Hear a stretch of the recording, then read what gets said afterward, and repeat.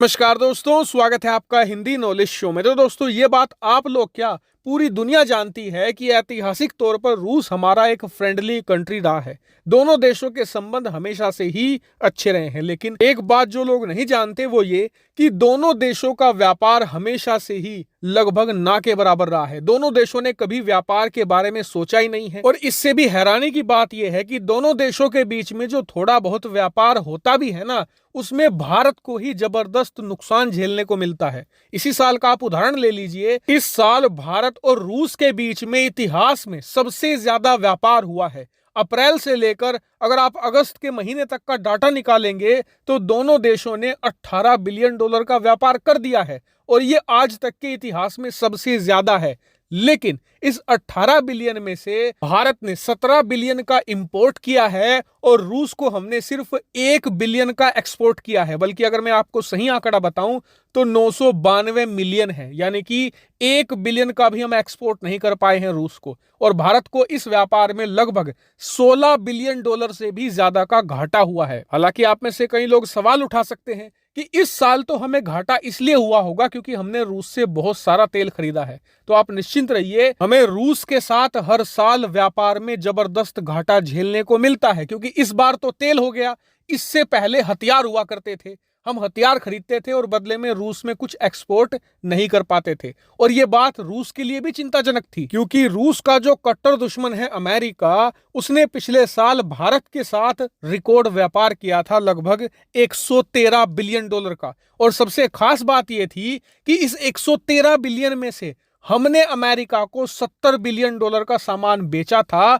और बदले में 40 बिलियन का ही खरीदा था। यानी कि जब हम अमेरिका के साथ व्यापार करते हैं तो हर साल 30 से लेकर 35 बिलियन डॉलर का मुनाफा होता है और ये बहुत ज्यादा बड़ी रकम है। और ये हर साल होता आ रहा है। जब भी हम अमेरिका के साथ व्यापार करते हैं तो हमें मोटा मुनाफा होता है। और इसलिए आप देखिए, धीरे धीरे पिछले 3-4 सालों में भारत की जो पॉलिसी है वो अमेरिका की तरफ शिफ्ट हुई है। इस बात को लेकर रूस भी चिंताजनक था और इसीलिए इस साल के जून महीने में इन्होंने भारत के साथ रूपी रूबल ट्रेड किया था। यानी कि अमेरिकी डॉलर की जगह भारतीय रुपए और रूसी रूबल में ट्रेड किया जाएगा। और इसी का फायदा अब हमें मिलता दिख रहा है। आज ही खबर निकलकर सामने आई है कि जब से भारत ने जून के महीने में रूस के साथ रूपी रूबल डील करी है, तब से भारत का रूस को एक्सपोर्ट बढ़ता ही जा रहा है। जून के महीने में भारत ने रूस को 190 मिलियन डॉलर का एक्सपोर्ट किया था। अब यह बढ़कर लगभग 280 मिलियन डॉलर पहुंच चुका है, यानी लगभग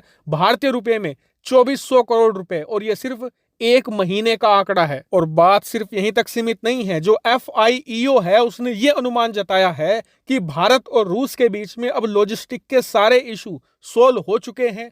पेमेंट का भी कोई इशू नहीं है। और अगर भारत का एक्सपोर्ट इसी रफ्तार से बढ़ता रहा तो हमारा अनुमान यह है कि 2025 तक भारत हर साल लगभग 5 बिलियन डॉलर से भी ज्यादा का सामान रूस को एक्सपोर्ट किया करेगा। तो यकीन मानिए, ये भारत से ज्यादा रूस के लिए बड़ी खुशखबरी है। क्योंकि आप मानकर चलिए कि 2025 तक भारत को ना तो इतने तेल की जरूरत पड़ने वाली है क्योंकि इलेक्ट्रिक व्हीकल का जमाना बहुत तेजी से आगे बढ़ रहा है और भारत को जो थोड़ा बहुत तेल चाहिए होगा वो अरब देशों से आया करेगा। बात करें हथियारों की तो भारत उसमें भी तेजी से आत्मनिर्भर हो रहा है।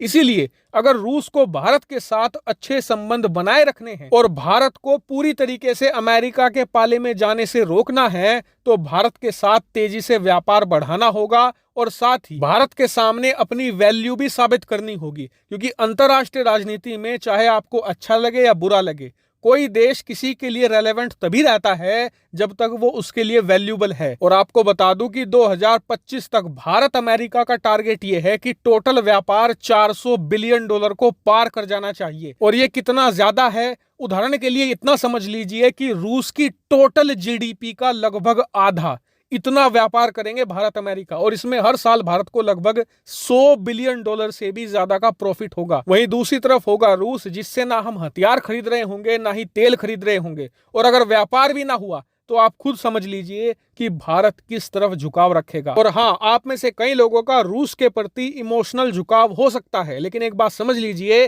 कि सरकारें कभी भी इमोशन पर नहीं चलती। वो सिर्फ देश के फायदे और देश के हितों पर चलती हैं। इसीलिए रूस को भारत के साथ व्यापार तेजी से बढ़ाना होगा और ये बात भी सुनिश्चित करनी होगी कि भारत को रूस के साथ व्यापार करते हुए ज्यादा घाटा ना हो सके तो थोड़ा मुनाफा ही हो। हालांकि इस पूरी रिपोर्ट और एनालिसिस पर आपका क्या मानना है, कमेंट करके जरूर बताएगा। Thank you very much for watching video.